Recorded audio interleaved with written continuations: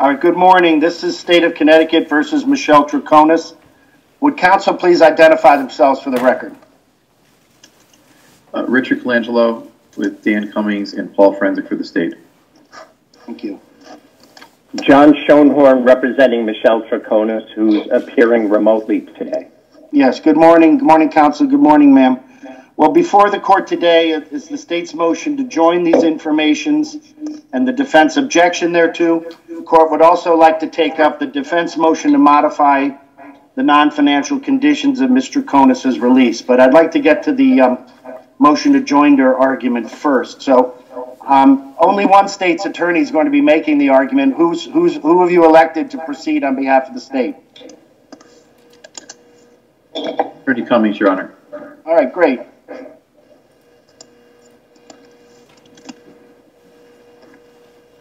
Attorney Cummings, you have the floor. I've read the briefs and I'm ready to listen to what you and your colleague have to say.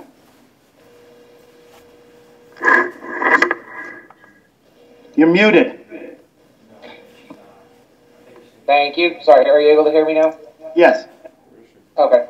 Your Honor, I won't belabor what's in the brief. I think I summarized the state's case in there as best I could. As Your Honor's aware, having presided over this type of motion many times, the trial court has significant discretion in determining whether to join cases together for one trial. The interests that are promoted by joinder are large. In essence, a joint trial would ameliorate the need to put on the same witnesses repeatedly, to tie up judicial staff. It would expedite justice for both the state and the defendant. The test that our Supreme Court utilizes in determining whether a joint trial is appropriate is whether substantial injustice is going to fall on the defendant. In cases where evidence would be cross-admissible, the court has found that there is no substantial injustice, and the reasons for that are pretty, I think, obvious. If the evidence is going to come in anyway at one of the trials, then frankly, what's the point in doing it more than once? So then the only question is, does the evidence come in? And I think in a case like this, the clear answer to that is yes, the evidence is going to come in. These charges across all three docket numbers are pretty much part and parcel with each other. This is a broad conspiracy charge. There's multiple moving parts to it, but they all pertain to the same end goal, which was the scheme to murder Jennifer Dulos. Now, the conspiracy can be divided into different parts. There's the agreement, there's the overt acts and furtherance of the conspiracy, and there's the cover-up, but it's pretty impossible to put on any evidence pertaining one of those parts while segregating the rest of the evidence from the trial. I don't think the court can do that. It would take some pretty significant and very detailed rulings to do that, and I think it would unfairly prejudice the state to prohibit us from putting on the complete picture of what happened here. In this case, any evidence of the attempt to cover up the conspiracy and the actual murder would be relevant because, one, it would show the defendant's participation in the conspiracy itself. It goes to consciousness of guilt. One basis that's not enumerated in the Code of Evidence, but that our Supreme Court has long recognized, is the state's right to present a complete story of what happened. And that's been recognized throughout our case law, and I did cite that basis in my brief. I think that the story here is one that is going to require presenting a complete picture of all the evidence. There's really no way... I'm sorry, did Your Honor have a question?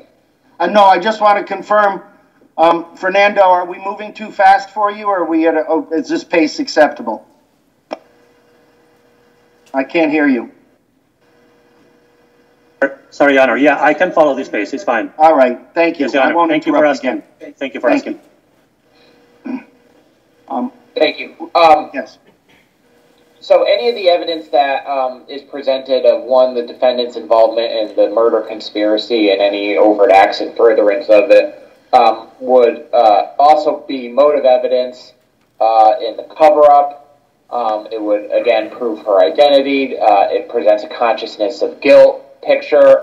And as outlined in my brief, it actually goes to the essential elements of at least one of the charges, that being the tampering charge, which requires that the state prove that the defendant have a belief in the pendency of a criminal investigation. Well, if the state is not allowed to put on the crime that would be the subject of that criminal investigation, how are we going to prove that charge? That necessarily creates a cross-admissible basis there. And as I think the court knows, it doesn't take any number of pieces of evidence. It's only one piece that the court needs to find is cross-admissible that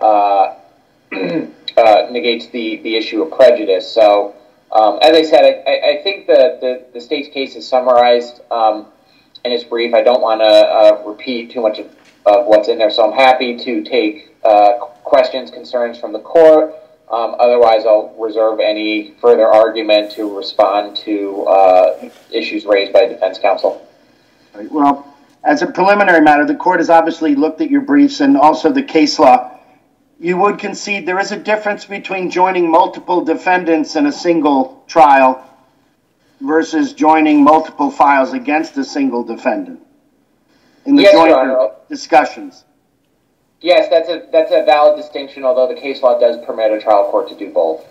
No, I'm aware of that, but some of the cases really do deal with multiple defendants, one trial versus multiple files, one person, one trial. So as I look at the defense objection, I'm not going to speak for Attorney Schoenhorn. I'll be giving him the floor shortly.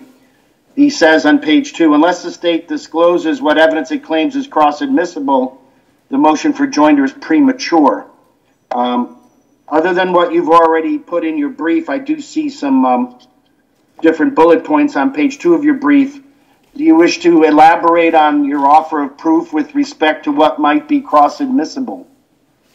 I can, Your Honor. I just want to say I'm not familiar with any authority that requires the state to produce a shopping list of specific evidence it seeks to admit. It's more evidence of a certain type from the case. The list I provided is not completely exhaustive. I'll note the arrest warrant itself is 39 pages, and that does not begin to cover all of the evidence. So for the state to have to identify every single piece of evidence it wants to produce and the cross-admissible basis, I think, one, is counterproductive, and two, I think if defense counsel is truly asking for that's an unreasonable request, and more important, it's one that is not required by the law. If the court finds that evidence from to prove the defendant's guilt as to one charge is it relevant and the other charges, then all of that evidence would be admissible. And as, again, I said, Your Honor only needs to find one piece of evidence. But I will note that there's witness testimony regarding the defendant's involvement in getting the car cleaned. I think that would show her involvement in the attempted cover-up. That would be relevant in the actual conspiracy charge.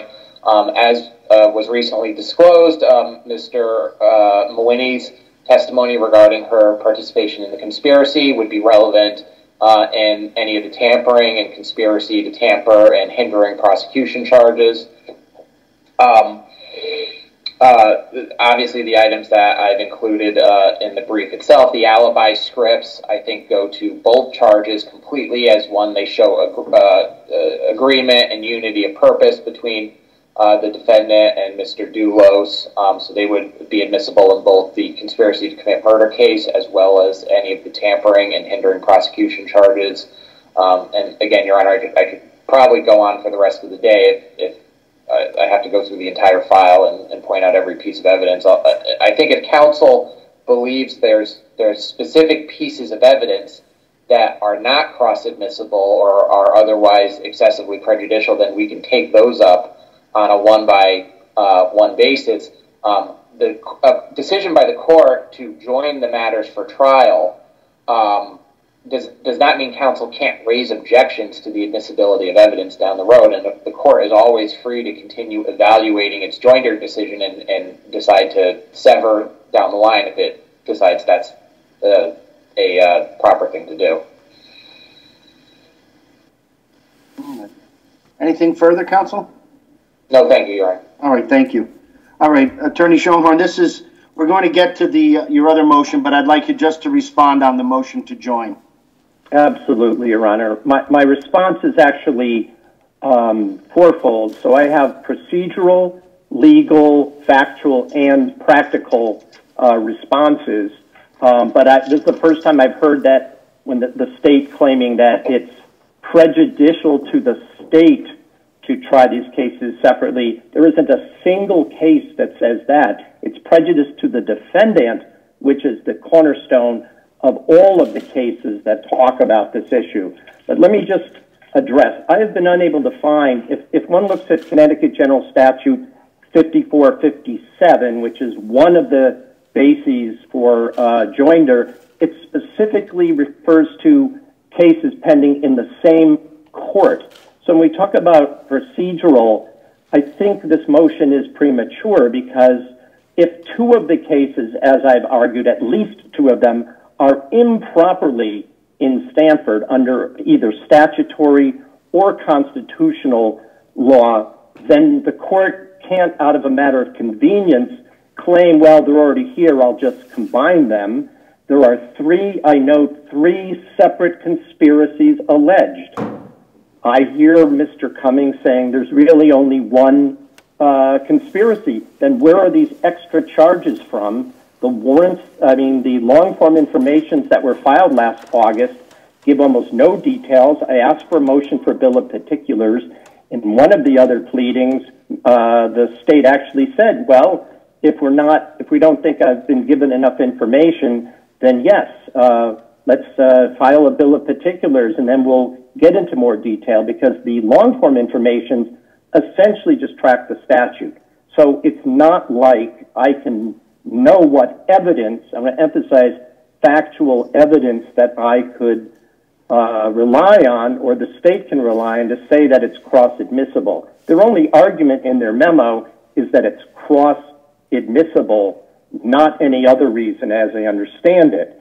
Be that as it may, to say that the warrants set forth their case also raises the issue. I have filed now 2 motions to dismiss. There are several motions to suppress. Let me be clear, if it's not clear, I've alleged in those motions that the warrants themselves contain outright falsehoods, reckless disregards of the truth, and important and material omissions. Unfortunately, Your Honor, you can't hear those. By statute, and by the case law, you are prohibited from considering that. So I'm aware of that, counsel. But also, there is 100 pages of details set forth in those various warrants. I know you allege inaccuracies or omissions, but to say you don't have information, how do you respond? The state did lay out very lengthy affidavits. The factual accuracy of that will have to await a determination by one of my colleagues, but it's not that you are bereft of information, is it? Well, I'm bereft of evidence that would be admissible in court. I submit that what Kimball wrote in those warrants is mostly theory, speculation. It might be evidence admissible against Mr. Dulos if he was still a defendant in a case. If there was a case pending against Mr. Dulos, then the argument would be different as to whether or not the case should be consolidated against my client. But under the circumstances, almost everything that's set forth in that warrant has nothing to do with Ms. Troconis. Even the pejorative remark by Mr. Cummings that there are alibi scripts. There's no such thing. There's a factually 99% accurate information, including her cell phone records, that were spelled out. And if the court ordered the release of the interrogation videos of my client, there's, I believe, 7-8 hours of that. She explains in that the divorce lawyer, Jacob Petranka, told Mr. Dulos to keep track of what was going on that Friday because he had gotten a report that Jennifer Dulos was missing and they should keep track of their whereabouts. The original of those documents, I want to emphasize, the original of those documents were given to Attorney Bowman.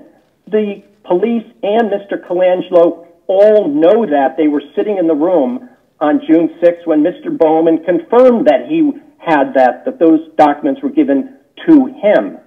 So whatever the police found at the house was a copy, a photocopy of something, not what was given to the lawyer. So to suggest that this is, quote, evidence, unquote, at the very least, they would have to set forth what is actually admissible against my client.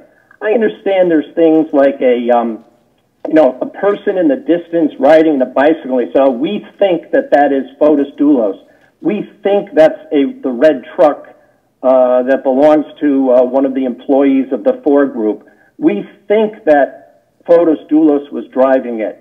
But let's be clear, Your Honor, they would, at least in writing, have to set forth what evidence is cross-admissible. They mistake oral argument. They mistake theory versus evidence that is cross-admissible. Keep in mind, Your Honor, one of these charges is pretty clear, is conspiracy to commit murder. The claim in that case is somebody was, stabbed, cut up. They claim that there was a substantial amount of blood. That is belied by the evidence. Again, they want to put that in writing and say, yes, there was a substantial amount of blood. There's no such evidence that I'm aware of. None. As even the motion I filed today, again, it goes to the lack of probable cause. They found 3 billionths of a gram of DNA on a car seat that had been in the truck, to suggest that from that you can show a conspiracy to clean a truck because she picked up Fotis Dulos at the car wash to go to see her lawyer, that's what was the next stop, her lawyer's office. Again, it's just pure speculation. So to even suggest that, okay, she picked him up at the car wash, that should be combined with the allegations of an actual murder that they're alleging. I don't believe that they have yet to prove an actual murder took place down in New Canaan, is where the concept of prejudice is, unless I see some actual evidence that they intend to offer to show that. So to give me a perfect example, Your Honor, just for sake of argument, argue that she helped Fotis Dulos clean up and throw away trash in Hartford and Albany Avenue, which is the first arrest. In their memorandum, they say she acted as a lookout. There's zero evidence of that. So I would like to know what evidence they would intend to show that she was a lookout. Looking out for what? It was in the middle of a public street, a major traffic thoroughfare in Hartford, and traffic is going by. It's a middle of the late afternoon. It's not dark. So looking out for what? The sanitation truck? I don't understand that there's actually evidence that they would intend to offer that they could show is cross-admissible, because after all, charges like tampering and hindering, you don't actually have to prove the underlying crime to be proven. You just have to prove that she was aware there was a police investigation or an underlying felony, believed there was an underlying felony, that she would be trying to get rid of evidence or in some way destroy evidence, which is what those charges are about. You don't even have to, you just have to prove there was an investigation as to that with regard to tampering. You don't even need to have a completed investigation or prove the underlying offense. So to suggest that they need to prove an actual murder occurred and that there was a conspiracy to commit it just to show that she helped dispose of evidence and was aware of it, that's not the law, Your Honor. That's simply not the law. So, like I said, I don't even have all of the discovery. I keep filing, and that's part of the problem, even with this motion being heard at this time. Your Honor has yet to move on the rule on the venue question, and that's why, the question is whether those need to be ruled on first, number one, but also number two, it's not like the Wheel of Fortune or the board game Battleship, where I file a motion for discovery, they give me a massive amount of stuff, and I'll just note, it's a document dump. There's no, for most part, indexing. They give me 5 or 6 phone, GPS, and what I call cell records for multiple phones. It's not searchable. It's given to me in a form that I have to look through. So I can spend days, weeks, which I've done, and then I notice something's missing. I file another motion. I don't get it until after I filed the motion, maybe a day or so before we're having another pretrial. Like I just got last week, Thursday or Friday, some additional material, which we'll talk about in a minute. But I'm just saying, I still don't have everything, and I'm going to have one of the state's attorneys there say that there is nothing else. And I just don't buy that, but I wouldn't want them to say that on the record, because I know there are still things that I don't have. In addition to that, Your Honor, if in fact because there are also motions to suppress 90% perhaps, and again, Your Honor's not ruling on these, so I don't want to put you in the uncomfortable position of having to consider the likelihood that some or all of the evidence that I've already filed motions to suppress and dismiss on will not come in. And therefore, the court is making a decision on something, whereas what they claim they're going to offer is not even going to come into evidence. That's another reason why I submit that consolidating them at this point is completely premature. And part of the awkwardness of that, Your Honor, is that part of the allegations in this is that you personally were misled by the investigators in this case. And then the state adds extra conspiracy charges, I note, without probable cause. If there's only one conspiracy, as I hear Mr. Cummings say, then nolly those other charges. In fact, toss out 2 of the 3 criminal cases, and we don't have to worry about consolidation. We have one criminal information. They still are within the statute of limitations that they want to add a tampering and a hindering to that. But the idea that 2 cases in Hartford should be moved without agreement to another judicial district just for the sake of convenience for the state, I don't think there's a single case that I could find in Connecticut that allows that. And so therefore, I submit that proper jurisdiction is one of those issues that would have to be decided first before it would be allowed to be presented in that way. Now, I understand convenience. You know, that's usually a legitimate argument that the state has made, but I don't think it overcomes either the statutory jurisdiction requirement or, as I've argued, a Sixth Amendment constitutional argument that a case has to be tried in the jurisdiction created by law, in this case by the Connecticut legislature. The one thing I want to talk to as an aside, and the state keeps bringing it up in their memoranda, is the notion that Attorney Andrew Bowman waived all of Ms. Troconis' rights without knowing it. I was prepared to put Mr. Bowman on the stand to say he waived nothing. There were no discussions about keeping the cases somewhere that they didn't belong. When a person is arraigned, they are not necessarily even in possession of the criminal information ahead of time before bond argument is made. Motions aren't due at that point. So the idea that it was waived, I just want to say for the record, to waive those rights based on silence would not only be improper, but I'll say on the record, if in fact he did that, then he's committed legal malpractice. And I'm not willing to say that because, in my view, it's absurd to suggest that an early stages of a case, before the discovery is made, that a lawyer should immediately assume that the case has to be, the jurisdiction has to be raised when it's not subject matter jurisdiction, but trial jurisdiction. Counsel, one point, as I'm listening to you, you're claiming you have enough information and evidence to support moving these cases to Hartford, but on the other hand, you're claiming you don't have enough information or evidence to object to their motion to join. Is that correct? Based on the warrant.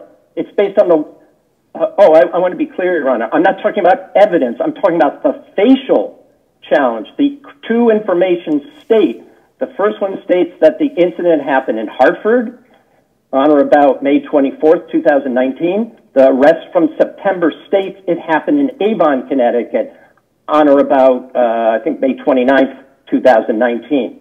On their face, those two incidents occurred in the Hartford Judicial District. And this goes to the argument we made a month or two ago. So I'm just indicating if they're only one case, then why are there three separate files that need to be consolidated, which I submit the court cannot do from different judicial districts without either an agreement or an order they have to be remanded first, and perhaps the judge there decides whether there's a reason to transfer them. I don't know, but I'm not arguing the facts, to Your Honor, at this point. I'm arguing the face of the criminal information, and that's how the court decides where a case is to be tried. So, for example, if they say it happened in Stamford, but it turns out it happened in Bronx, New York, well, then a case would end up getting dismissed. That's the argument we made previously. I just don't want to get into that argument today. No, you don't need to repeat your earlier arguments. No. Okay. All right. So now I look at cases like some of the ones that are cited here, the Boscarino, State versus Boscarino, State versus Payne, Payne. There's the LaFleur case. And Your Honor is correct. Some of these cases deal with co-defendants, not different cases. Some are the motive for the underlying crime predates that they've been combined, but the state does not have to prove a murder happened in order to prove that there was not with knowledge that a criminal investigation had commenced or was about to be commenced, which is the element that they have to prove. And moreover, I'll note, the state has to present this by, I think it's in the Payne case, a preponderance of the evidence that it's cross-admissible. They haven't done that. So at the very least, they would have to make an offer of proof either on the record, we're going to call this person, we're going to put in this evidence that's also admissible against Michelle Troconis. They can't simply say, we have all this sneaky stuff that Fotis Dulos was doing, and we'll automatically admit it as to Michelle Troconis. And like I said, I submit that what's in the warrants not only are mostly guesswork, speculation, but there's falsehoods. And that's why simply saying I can look at the warrants, if it turns out they don't have that evidence, well, then they've misled whoever the trial judge is as well by saying, yeah, we had this evidence, and then not presenting it and just saying, well, we already combined these cases, so, my bad. No, this court is always ready to revisit earlier rulings in light of new circumstances. Again, I haven't made a ruling, but there's no finality to anything until there's a verdict if this case ever gets to trial. I'm happy to take changed circumstances into account if one of my rulings turns out to be based on something that is no longer the operative assumption. So just assure you of that. Oh, no, I wasn't referring to you. I was saying the trial judge and the prosecutor at the time, whoever is trying the case, would suddenly, that evidence is not coming in, is not admissible, but the case has already been transferred and we've already started trial. If a mistrial happens then, I submit, that's also double jeopardy. It was improperly transferred based on representations that they can't justify. I look at page 2 of the memo. They have these, you pointed out these 5 bullet points. There's reference to helping Dulos dispose of evidence from the crime scene in dumpsters by, quote, acting as a lookout, unquote. There's no evidence of that. First of all, there's no dumpsters. So I don't even know where that comes from. This is just made up. There's no dumpsters, and I don't know what evidence there would be to say that she acted as a lookout, quote, unquote. Is she sitting in the front passenger seat, allegedly? Yes. Allegedly, okay. Yes. Okay. But, again, you would need more than her mere presence to say that she's acting as a lookout. Do they have some witness to that? I'm not aware of any. We look at the next thing, leaving, assisted in having the car in which used to transport Jennifer's body cleaned. I don't know what that evidence is at all. It's not that there's some speculation that the vehicle went down to New Canaan based on it being seen in a cul-de-sac a half a mile away. But I don't know what that evidence is that she assisted. There's no evidence. There's no video. There's no evidence of that. The next thing it says, implementing an alibi script. She didn't help Dulos do anything. She prepared something in her own handwriting. That's the other thing. The warrant falsely suggests that it's jointly written. She wrote something. She gave it to her lawyer. They searched the house, and they, I guess, searched every single piece of paper in the entire house. They find something Dulos wrote. There's none of my client's handwriting on that, on what Dulos wrote. Nothing. And there's no handwriting of Dulos on what she wrote. But she also has told the police. She told them why she did that and for whose purpose. That's notably omitted from the third warrant. But again, I'm just pointing out they've made representations here. Who's going to testify to these things? How is it going to get into evidence to make these, quote, cross-admissible, quote, unquote? It says repeatedly misleading the state police to throw off their investigation. Again, there are these videos. If they're going to play the videos, they're going to claim that's misleading. You don't need any witnesses from Westport or New Canaan from where the videos were taken to introduce that evidence. That can be played without having to call any additional witnesses. And finally, it says, assisted Dulos in creating a false telephone record at the time of Jennifer's murder. Again, I don't know who's going to testify to that. If we're talking about this call from Greece that was answered at the house in Farmington, again, I don't know who's going to testify to that, but the phone record is not going to require any additional time. But again, if there are three separate conspiracies, answering a phone call is certainly is not considered a brutal or I'm going to look for the exact words here. The Boscarino pain evidence. I don't want to use the correct terminology. Gruesome, violent. Those are the questions. I mean, in those cases, say, look, you have one case where it's more that's gruesome and the others aren't. There's a more likelihood a jury's going to say, well, look at all these different charges. You put these cases together. If there's evidence of one, it's more likely going to convict of something just because of combining. That's the danger. That's the danger of the prejudice.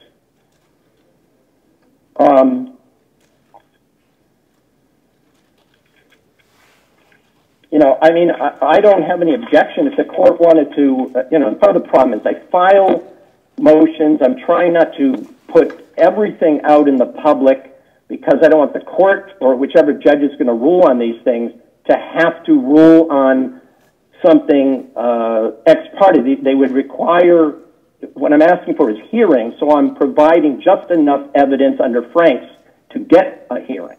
And then we have a hearing in which all of these things can be played. But I submit that even how the detective characterized Miss Troconis' 6, 7, 8 hours of interrogation was a misrepresentation. I've listened to it multiple times, and it's just not actual evidence the way Mr. Cummings has described it. If a murder happened at all, and I'm not agreeing there is one. There's right now a mystery and a disappearance. That would be clearly more shocking, clearly more brutal based on the theory that the state has suggested, cutting up a body, whatever they're claiming. It's not clear what evidence they're going to have. I didn't see any allegation. They have an MD. Counsel, I don't remember seeing an allegation that in any way there was a dismemberment, etc. Just blood in the garage, as I recall, and blood at the house. But I'm sorry. We all know the law makes no distinction between direct and circumstantial evidence. You are correct. we apparently have no direct evidence that Jennifer Dulos is deceased. We don't have it. It's circumstantial. Right, absolutely. But my point being is you don't need an actual deceased in order to prove a tampering or a hindering unless the claim is going to be that the only underlying crime, and that's what's also not clear. They won't tell me that's why I filed the motions for bill of particulars, what the underlying offense is that she's alleged to have assisted in covering up. And that's, again, if there's the only one, that at least makes it a little bit easier, but then there's only one conspiracy, not three, that they added, I think, if I'm being cynical. I'm sorry, this is Lisa, the monitor. Sorry, Judge, to interrupt, but he keeps breaking up quite a bit lately. Maybe. Yes. If you could mute yourself and then turn it and then unmute yourself, that sometimes helps. I don't know if you've heard that, Judge, but it's... No, it has gone in and out, but I've tried hard to listen, and I have heard. Yeah, I just want to make sure I can hit everyone else is record muted, but that makes more sense. Just counsel in the court should be unmuted. Right. Thank you, Judge. Thank you. I do apologize. I don't know if I speak a little quieter, it'll not break up as much. I don't know. I just don't know. So I do apologize to the court. No, you have nothing to apologize for, counsel. So, and I'll just note, one of the cases that the state cites is the State versus Lafleur, F-L-A-F-L-E-U-R. It's 307 Connecticut at 115. And they talk about practice book section 41-19, and they emphasize that the paramount concern in deciding on joinder, and again, all these cases deal with cases pending in the same court. And when I say that, I mean properly in the same court, is whether the right to a fair trial is impaired. And it does not address, though, when there's questions about cases coming from a different part of the state and whether they're there, improperly or properly, how that should play out. There is an omnipresent risk, as I note, I think Boscarino makes this clear, that a jury, there's a danger when there's a whole bunch of charges, as there are here, that a person charged with so many things must be guilty of something, and that's a concern. We look at the Boscarino factors. I'm now moving into more of the legal argument here. There is the whether or not there are discrete, easily distinguishable factual scenarios. I submit they're not, as the state is conceding. They think this is all cross-admissible, so there's not going to be any distinction between these cases. Two, whether any of these charges are of a violent nature or involve brutal and shocking conduct. If Dulos did what the state believes he did, I don't know of very many cases other than that, the Carpenter case, the airline pilot in Newtown, anything more brutal or shocking involving a single homicide victim, in fact, if there is one here. And the duration and complexity of the trial. I mean, let's be clear about that, Your Honor. There are two cases where the evidence will take, for the Hartford case, 1 day. A case in Avon involving a car wash, less than a day. But trying to prove a conspiracy to commit murder, I submit it's going to take months.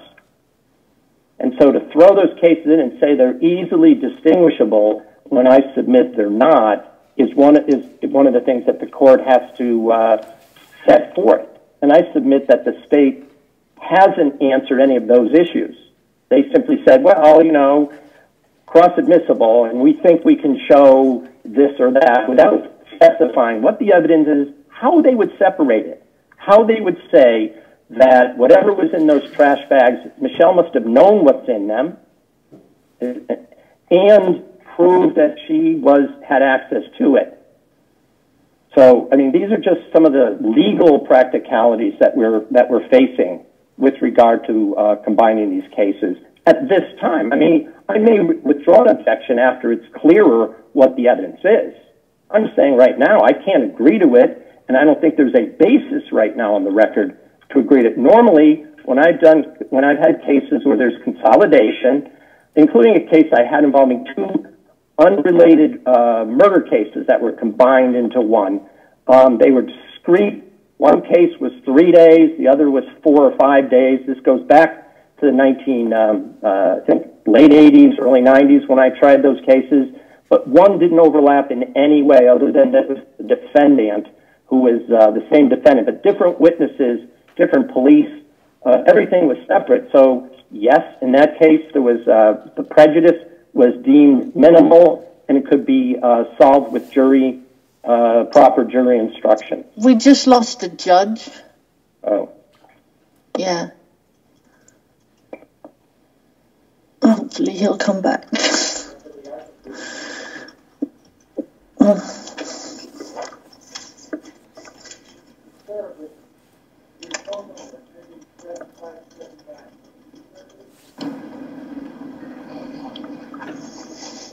I don't know, Judge, how much you lost of what I just said. Here's where I was. All of a sudden, the screen went blank, but you were discussing a murder trial or some charge 30-plus years ago in a joinder situation in Hartford.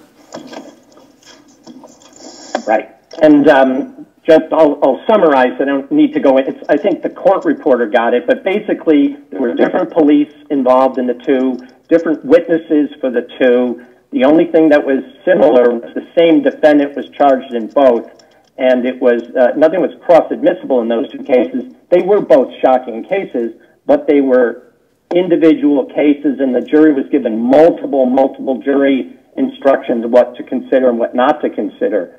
I think with a conspiracy, it's even tougher, Judge, because under Bourgeois, which is the U.S. Supreme Court case, a court would first have to determine that any statement of any witness was part of a conspiracy before it could be admissible.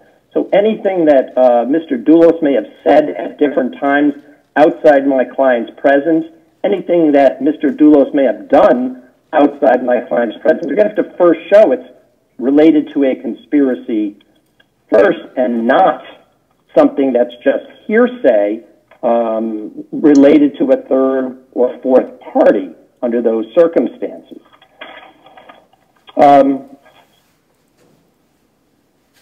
I note one case, Your Honor, State versus Ellis, 270 Connecticut 337. If the defendant's conduct or if one of the co-conspirators' conduct is substantially more egregious than in the other case, then joinder is deemed improper. And I submit that that's where we're facing, that's where we're at right now. Now, I can't get off this subject of joinder without discussing the recently disclosed information about the jailhouse informant named Kent Mawhinney. And, I watched his video. I understand without claiming any liability for himself, he exonerates himself from any misconduct.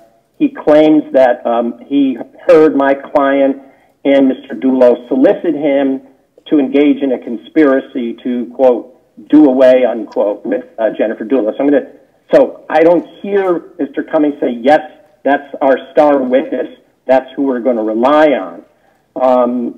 If that's the case, that certainly puts this in a different category. But, we have, which is why one of my outstanding motions is I have no discovery whatsoever about the circumstance that led Your Honor to release Mr. Mawhinney essentially without putting up a penny that he won't get back. $50,000 cash, his parents' house. He has no loss at this point to get out of jail. And he did get out of jail, and it was all done under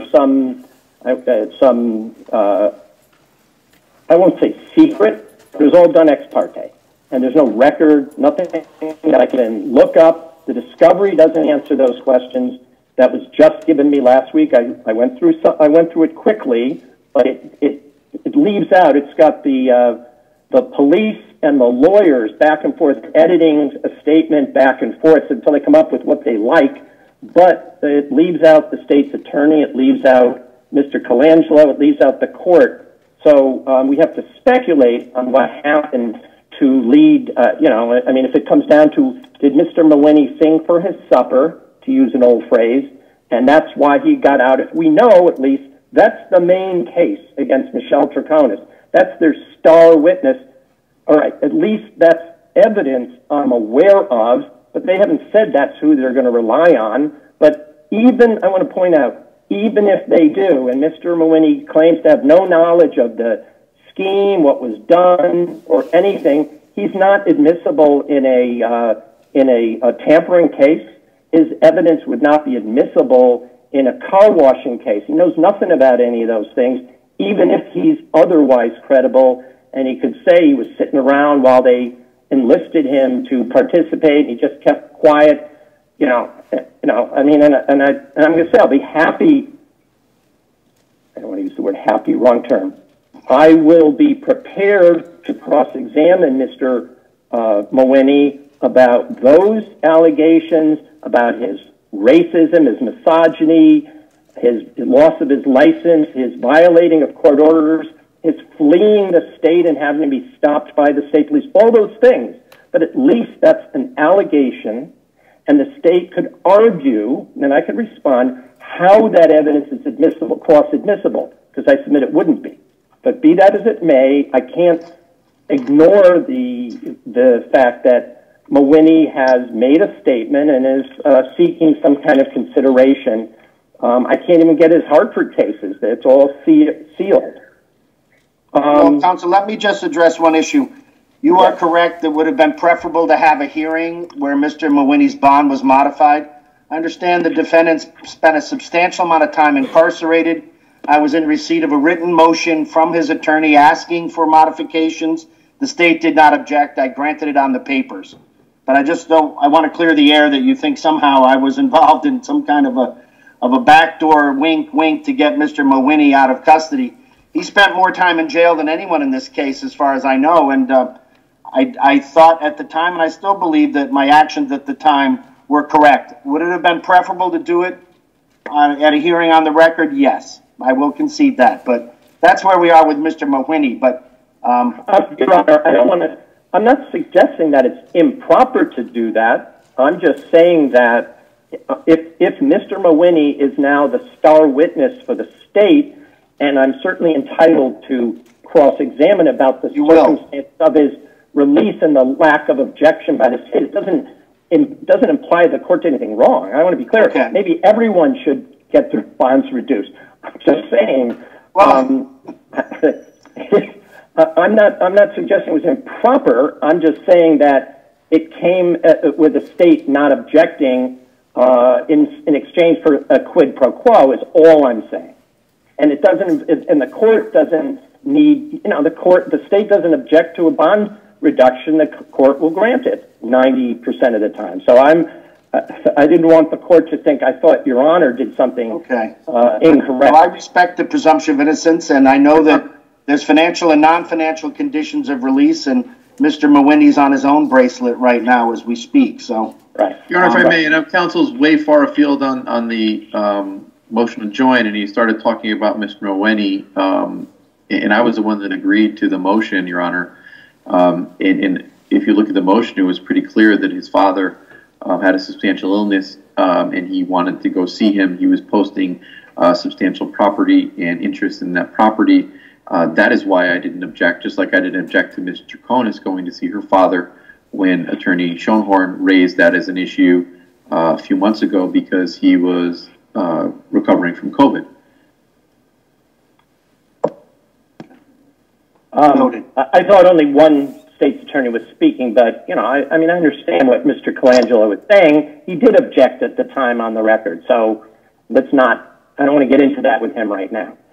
I think that's all I have to say on the motion, and I want to emphasize, though, I brought up Mawhinney because the state would have to make an offer of proof. They can't simply say, we think she was involved, we think she was doing this or that. What's the evidence that would be cross-admissible?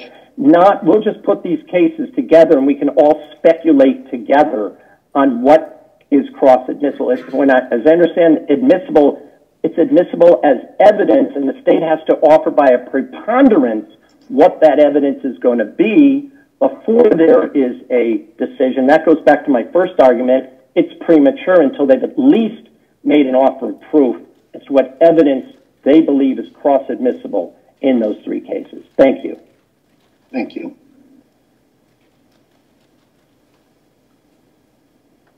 Attorney Cummings, you're muted.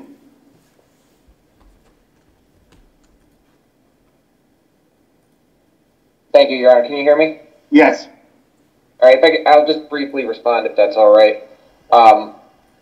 I just want to start off addressing one of the procedural issues Attorney Schoenhorn raised regarding joinder and how it would be improper, I guess, to join information from outside the judicial district. That's actually a ground to have the cases tried here. Practice Book 41-23, governing the transfer of prosecutions, grants the court the ability to transfer a matter to this judicial district, quote, where the joint trial of informations is ordered pursuant to Section 41-19 and the cases are pending in different judicial districts or geographical areas. So I don't think there's any merit to counsel's argument at all. The practice book specifically contemplates that if the court were to determine the trial should be joined for any of the reasons raised by the state, then it wouldn't matter that they were in different judicial districts. They would all be tried where the court orders the joinder motion. Moving on from that, I do want to note that what the state sees here, and I will address the arguments he's raised in more detail, but there's this overarching theme to Attorney Schoenhorn's arguments, the motions he's filing, which is that he wants the state to explain its theory of the case and the evidence in a lot more detail than the state is required to do. The state's turned over substantial discovery and materials. We've set forth the allegations. There's, as Your Honor noted, 3 comprehensive warrants counsel has at his disposal. The state is not required to hold defense counsel's hand and walk him through every piece of evidence explaining how the state intends to use it at trial and what witnesses it intends to call. He's got to put in the legwork to actually preparing his own defense. We don't have to prepare it for him. And all of these motions he's filed are basically complaining that I don't understand the significance of this evidence. The state needs to explain what it's doing more. I don't know a single case that says we have to do that. And I don't know a single case that says we have to proffer evidence in any particular detail. In fact, none of the cases I reviewed in researching this motion say anything close to that. Attorney Schoenhorn is crafting special rules for the state that frankly don't exist. Now, I did explain some of the evidence that we've already talked about. I've listed some in the motion. He has a copy of Attorney Mawhinney's recorded interview. He has a copy of his client's interview with the police. He's right, some of this evidence is not direct, but this law makes no distinction between circumstantial and direct evidence, and much of this case is going to be proven by circumstantial evidence. Ms. Troconis' interviews with the state police, I think, are very telling, not in what she directly says, but what she doesn't say. She basically lies through her teeth about where she was, where Mr. Dulos was, what she was doing on certain dates. The statements she gives track along her alibi script almost exactly. So this argument that the scripts themselves are just these innocent productions that her attorney asked her to write, they turned out to be lies. She admitted in the interviews that they were lies. She said, yes, this is not true, what we wrote down here and what I said to you. So when counsel says, well, what witness are we going to put on? We're going to put on the state police detective who's going to talk about what she said, and that's admissible because it's a party opponent statement. Now, I could do this with every piece of evidence, but frankly, the state doesn't have to prove every ground for admissibility on every piece of evidence it might admit. If the court rules that the evidence is cross-admissible and before trial counsel succeeds in what he claims he's going to do, which is show that much of it is inadmissible, then the court can reevaluate the joinder decision in light of those events. But we're conflating multiple different issues on a fairly simple one, which is the joinder issue. Attorney Cummings, is the state intending to call Mr. Mawhinney as a witness? As of now, yes. I believe so. Obviously, that could change. The council's claiming that this is the state's star witness. I think council has strawmanned much of what the state has said in this argument and in others.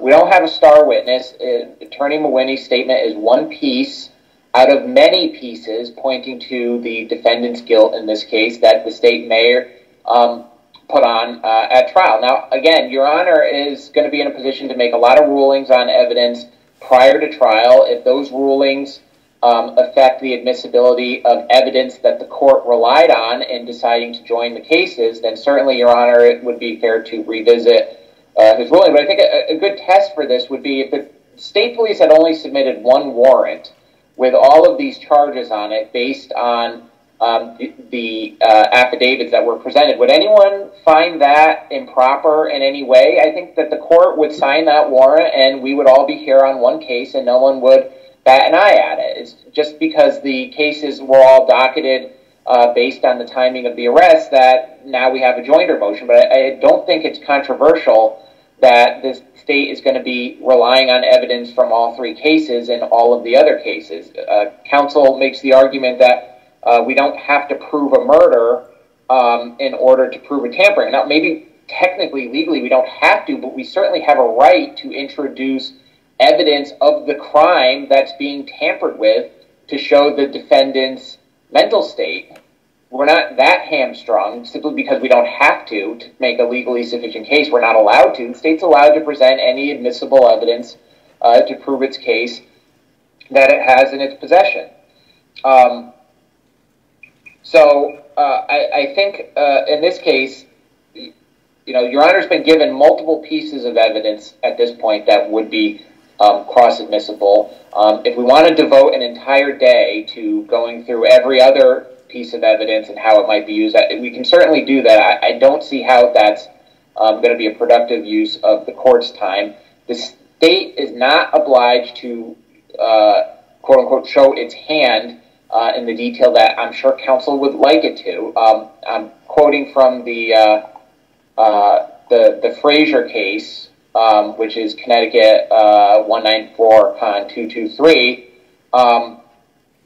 that where the defendant has at his disposal numerous materials from which to gather the information necessary to his trial defense, including the state's file and police reports, there's not a showing of prejudice. And frankly, counsel's got multiple police reports. He's got boxes of discovery. He's got to actually put the legwork into reading that material, deciphering what significance it might be. The state's not going to send someone to his office to hold his hand and go through every piece of evidence and describe how it might conceivably be used at trial. This is part of doing defense work, and frankly, you know, I don't think it's fair to expect the state to have to show a shopping list of its evidence on a joinder. We did go through a number of pieces. I think the court's got the information it needs at its disposal, and I would ask that the court join these matters for trial for the reasons that we stated in our motion.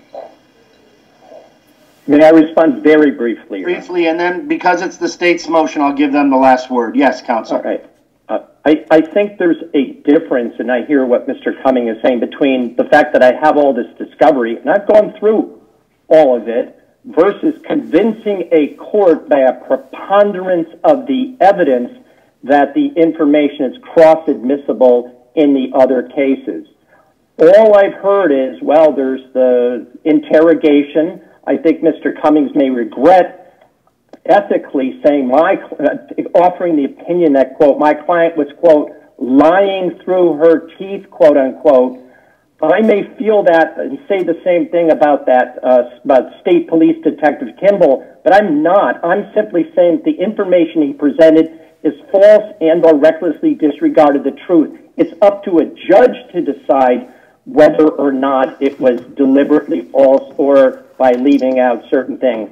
So when Mr. Cummings says my client was lying, I have to respond by saying, but you watch those videos, and if the court has seen them, the detectives the detectives lie through their teeth to my client and then tell her, we know that there were, and this is why I brought it up, those were body parts in those garbage bags. They say that to her. She starts crying hysterically. So they lied a million times and then said, oh, she changed her story because they said it would be not possible not to know what was in those bags.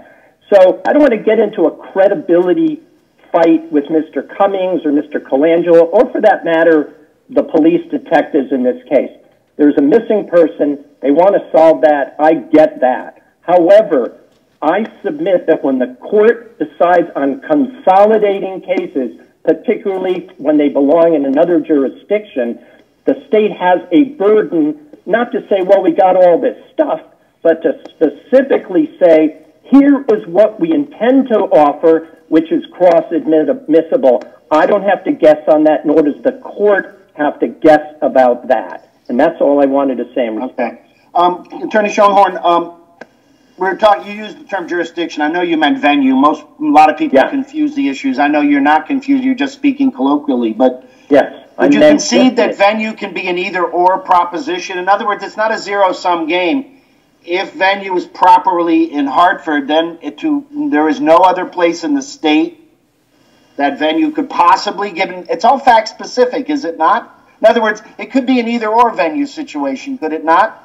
Well, not for the first two cases. I mean, we had this debate about whether Connecticut is like the federal. There's no Connecticut case that says conspiracy and the underlying crime are basically the same for purposes of venue or vicinage.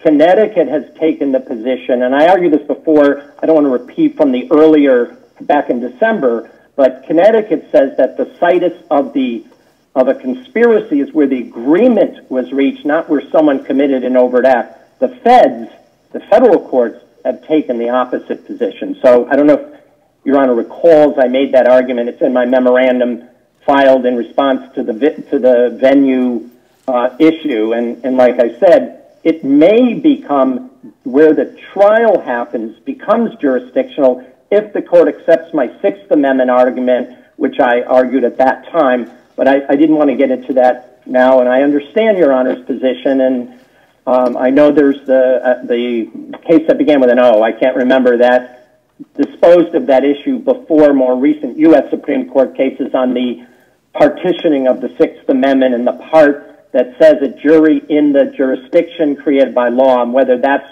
applicable to the states or not. All the other cases, it's either in dictum or waived by the defendant, and therefore not considered for Golding purposes.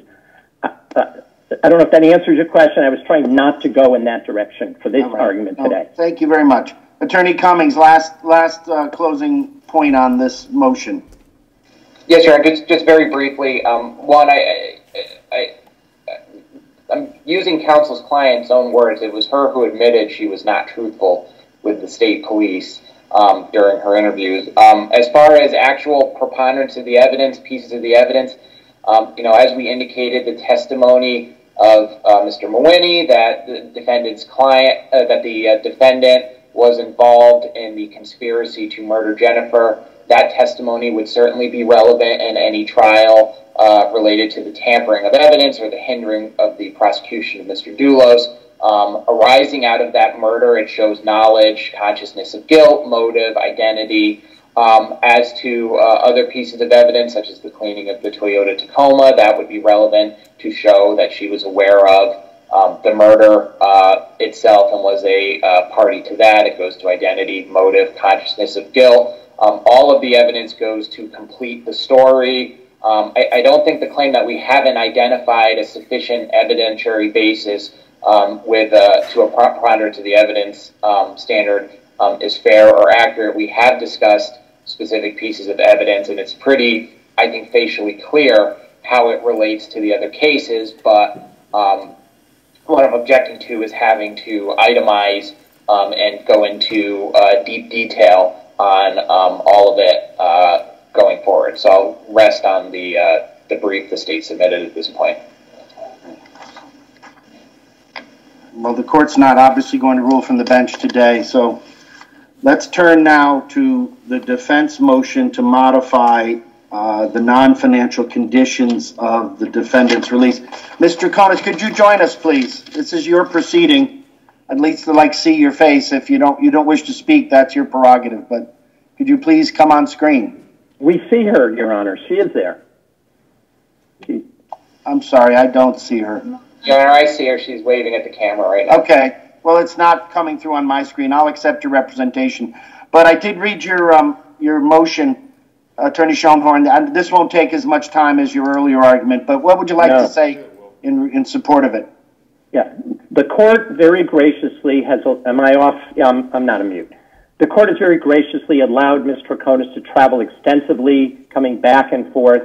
There are certain things that I'm just asking now, after now a year, over a year and a half, that the court removed the GPS monitor. If they want her to check in on a regular basis by calling or texting, I do not have any problem with that.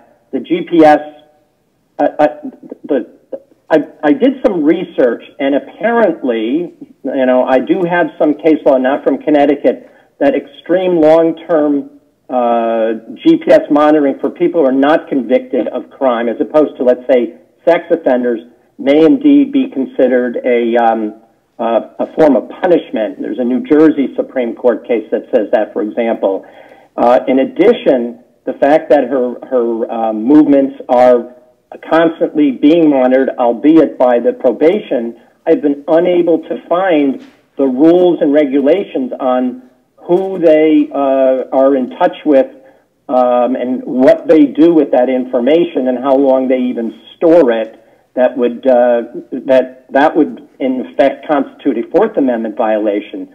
But as a practical matter, as I said, the court has allowed her to travel on planes, to travel to Colorado, to travel to Florida. Well, she's a mother, isn't she?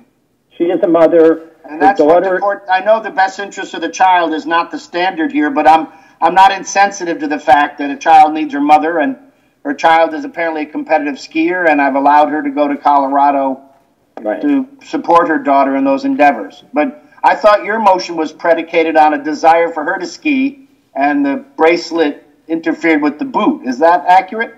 Well, what it is, Your Honor, it's not for her to ski. It's for her to accompany her daughter to the on a chairlift. Nobody's allowed on unless they have skis on. So it is not possible. We talked about maybe a bracelet one to put on her wrist, but for reasons back in the past that was rejected. So I just bring this up now. She's proven herself that she follows all directions. It is somewhat at this point of a burden to have to charge for an hour or two every single day. I asked the court that in light of her following every direction since the court first released her after the first arrest on June 3rd, 2019, and because of COVID, who knows when we're going to even get to this case, that the court consider removing the bracelet. Other conditions, when she travels, she will give notice. We don't have any problem with any of those things, Your Honor. All right, thank you. Who wishes to respond to this motion? I believe I'm up, Your Honor. Okay. As Your Honor indicated, she's a mom. The state didn't object to any of those requests for her to travel. And she was able to do so because we knew where she was. She has no community ties to Connecticut. There's nothing keeping her here. Everything actually that she has is in other parts of either the country or other countries. So the GPS monitoring is imperative so that we know where she is and to keep her,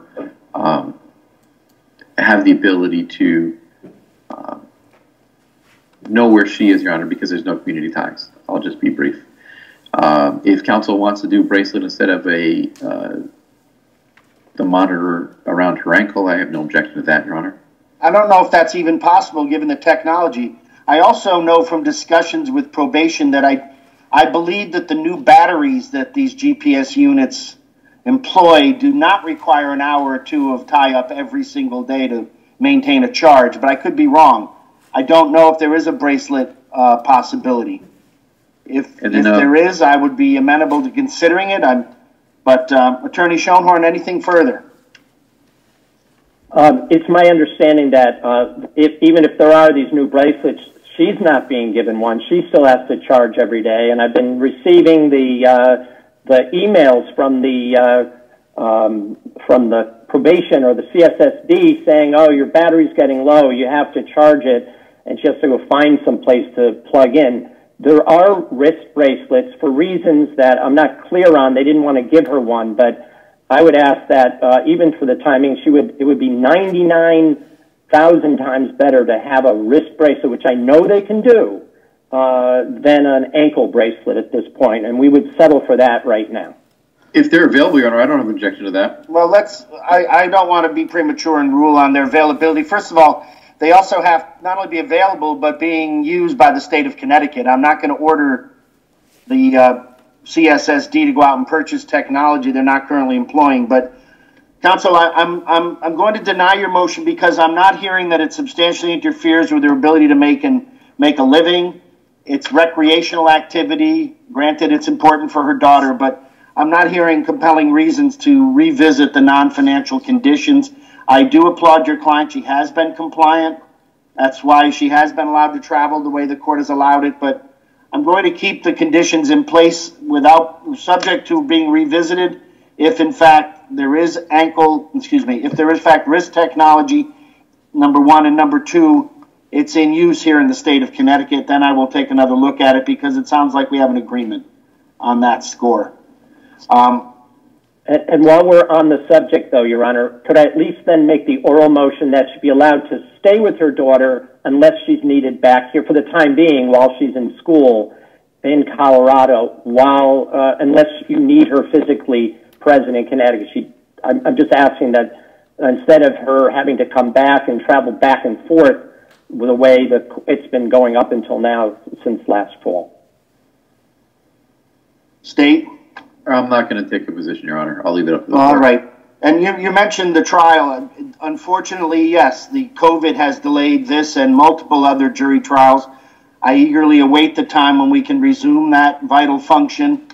I would have hoped if we had not lost 2020, 9 months of it, that we would have been able to try this case this spring or summer, but we're not even in the position to try older cases that are ahead of it in time. So we're going to have to maintain the pretrial status quo for now, but I will issue a written decision, probably one incorporating both the motion to join and the motion to transfer venue. But you can expect something from the court. I thank you for your time. Attorney Schoenhorn, because I may be the trial judge, I'd rather not pre-try this case. I'm happy to see if Judge White is available or if you could agree with counsel. The technology does allow these remote hearings, so it's less burdensome for you to have to come down here. You're speaking now from the comfort of your home, and I applaud that. I'm a little jealous, but I'm saying I'm not sure Judge White's available right now. I know counsel's all here on the screen. He has other duties as PJ, so I'll leave that to you to speak to criminal case flow to get some time with Judge White if you think it would be productive. That'll be fine, Your Honor. There were a couple other procedural matters, housekeeping matters. I was hoping that we could at least address, if not get a ruling on. Tell me. One is my pending motions for bill of particulars, and the other is the outstanding discovery, including Your Honor was going to issue a ruling about the lengthy child custody study that was done by the family court.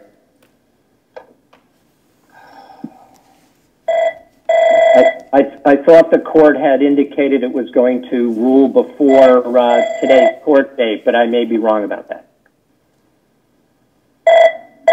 I'm sorry. Attorney Colangelo? He has long form information, Your Honor, that satisfies the bill of particulars. I think Your Honor does have the information you need to make a ruling on the report.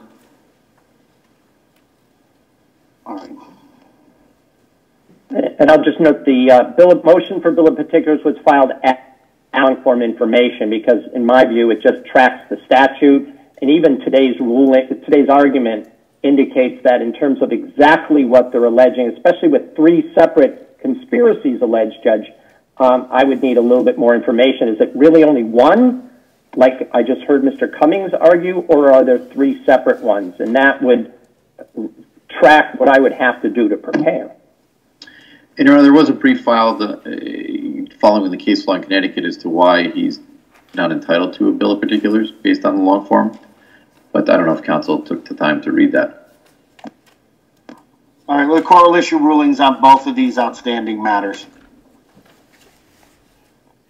And then finally, Your Honor, there is a outstanding request. I was trying to do this off the record months ago with Mr. Colangelo. At the time of the search on May 31st, 2019, basically the police took every single electronic device in the house, including my client's daughter's computer, my client's work computer, her mother's phone and computers. So there are a number of electronic devices. There was nothing on those, and they've just held on to them. My client's daughter needs her computer, had all her schoolwork from that year on it. It had a bunch of other stuff. Her mother's work computer, mother's a psychologist. It had notes from her clients. They took that as well. So I'm asking if the electronics of my client and her family could be returned. If there's data they needed on it, I won't object to them. I mean, they don't need the physical device. If they've taken data off it, that's what's admissible, if at all, not the laptop or the hardware, cell phone, the hardware, exactly. When counsel sent an email to me, Your Honor, I asked him to give me a list of the devices that he was asking for and that I would look at them. I indicated that if anything was going to be used as evidence, that, obviously we wouldn't be turning that over, but everything else, if we didn't find anything of evidentiary value, we didn't have an objection to that. I don't recall seeing an email from him saying, hey, the laptop that's, on the, number 52, that's his daughter's laptop. We'd like that back. So, saying that the iMac or whatever it is, he needs to be a little specific so that we can make a determination as to what we're going to give back to him. And I indicated to him what, that I had no objection to that as long as there were nothing of evidentiary value on them. Yeah, Mr. Colangelo is correct. On November 24th, we had that exchange. The trouble is, by looking at a serial number on a laptop, and there's like a dozen, at least, that were seized of different devices, it's difficult for me, especially when the daughter's not in Connecticut, or the mother, to figure out from a serial number which device is which. The list does not, this was on the return to the court of that search warrant of the house on 4 Jefferson Crossing. I can't tell which one is which. My client is here. She couldn't, at the time, even just go through every receipt she had down in Florida to determine which devices are which. I guess the question is, there are all these devices in evidence or in the return. They're in police, the evidence locker. I don't know how else I could be more specific than that. I seem to remember the daughter's laptop has hearts or some animal. It's obviously a child's computer, is my recollection. Perhaps what the state could do, it doesn't seem unduly burdensome. If we're talking about a dozen or so pieces of electronic hardware? More than that, Your Honor. I mean, okay. If he gives me a list with a description of them, can you give him the name and brand that. Right. But it's, Judge, again, trying to figure out which is which. Now we have to boot it up, make a determination of whose it is. No, I meant in terms of it's a Dell laptop or it's an Apple iPad. That kind of, not getting into booting anything up, but just basically so we can distinguish the relevant from the irrelevant. And if the state doesn't have an evidentiary use for it, it should be returned. But I'm not ordering anything at this point, but just seeing if we can make an accommodation by giving more information to allow the other side to make a request. And then we'll rule on it if it needs for court intervention. That's what I was waiting for counsel, to let me know what he's looking for, and I'll be happy to make that inquiry.